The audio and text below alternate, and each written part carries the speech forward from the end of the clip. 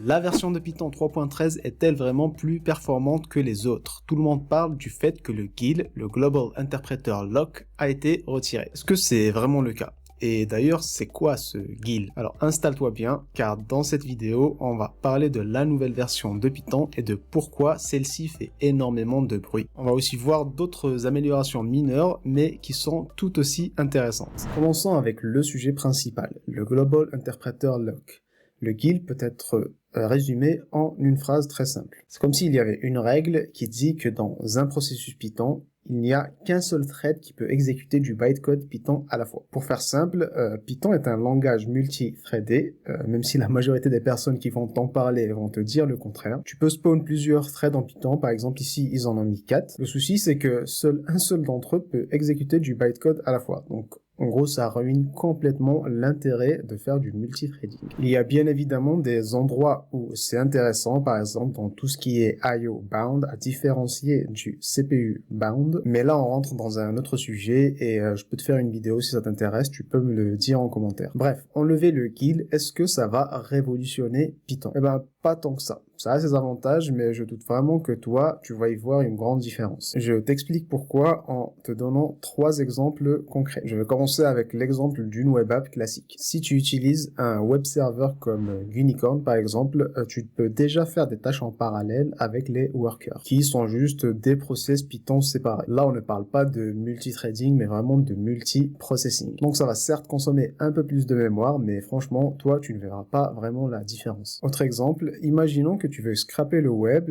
et qu'il te faut faire plusieurs milliers de requêtes HTTP pour récupérer toutes les données dont tu as besoin. Là, on va ni utiliser le multithreading ni le multiprocessing. On va utiliser ce qu'on appelle du multi-concurrency. Tu vois dans ton code quand tu as une fonction par exemple qui commence par async et que pour l'appeler, on rajoute un await avant. Tout cela tourne sur un seul process comme je l'avais mentionné très rapidement dans une ancienne vidéo. Et en gros, quand le traitement va attendre la réponse d'une requête, il ne va pas attendre, il va aller faire autre chose pour optimiser son temps. Donc là, tu vas me dire que les exemples que je te donne ne sont pas du tout des endroits où on a besoin de faire du threading. Et tu as raison. C'est pour ça qu'on va passer au troisième exemple, qui est un traitement qui utilise beaucoup de CPU. Donc on est bien dans cette partie-là. Et on veut paralyser le traitement, mais on peut pas le faire en utilisant le multiprocessing, car la mémoire n'est pas partagée. Et du coup, comment on fait? Et c'est là où on revient à ce que je disais au début, Python est un langage multithreadé. Ce qui ne peut pas tourner dans des threads en parallèle, c'est du bytecode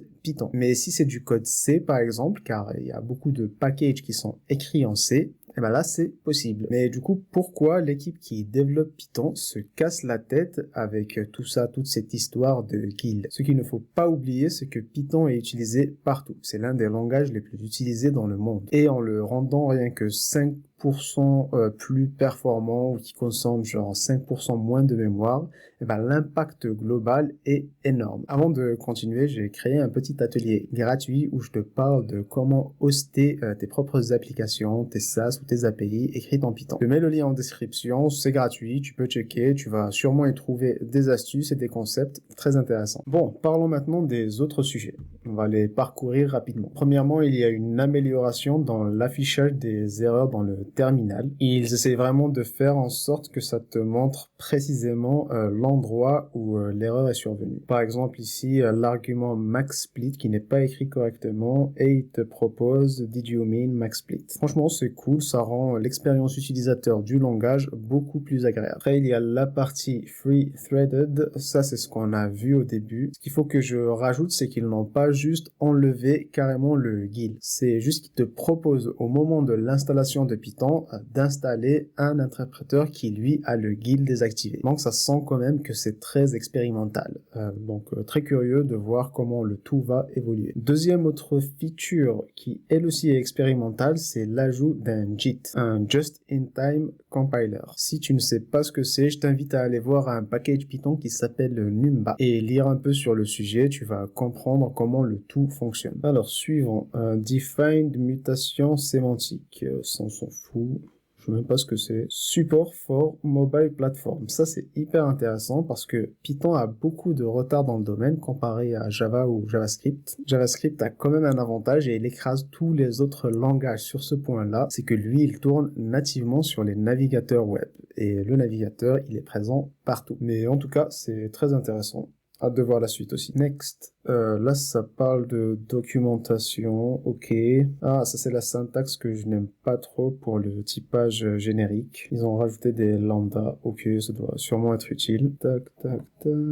New module. Alors, SQLite Backend for DBM. C'est quoi DBM? Generic Interface to Variant. Tac, tac, tac. Ok, c'est un stockage persistant avec un single key access, comme avec un dictionnaire. Et du coup, là, ils ont créé une interface pour utiliser SQLite. Ok, stylé. Donc là, on pourra utiliser SQLite comme du cache. Parce que si c'est sur la même machine, c'est assez rapide d'accès. Non, c'est cool. Ok, on scroll, beaucoup d'autres trucs. SQLite 3, qu'est-ce qu'ils ont rajouté? Ok, c'est un warning quand une collection n'est pas fermée, d'accord. Mais ça s'ouvre avec un context manager. Ah oui, SQLite, je crois qu'on peut pas ouvrir la connexion avec un context manager. Ouais, voilà, c'est ce que j'avais dans un autre de mes projets, SkinnyORM.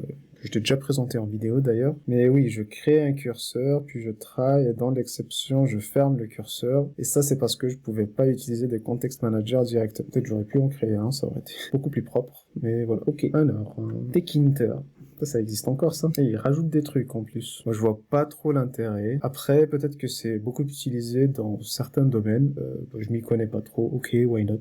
Ok, bon, flemme de continuer. Il y a beaucoup de trucs quand même. Donc, si tu veux plus de bonnes pratiques en Python, tu peux voir la vidéo qui s'affiche juste à côté. Et bien sûr, si tu veux des sujets similaires, tu peux t'abonner, liker, mettre la cloche. Comme ça, tu vas être notifié. Allez, salut!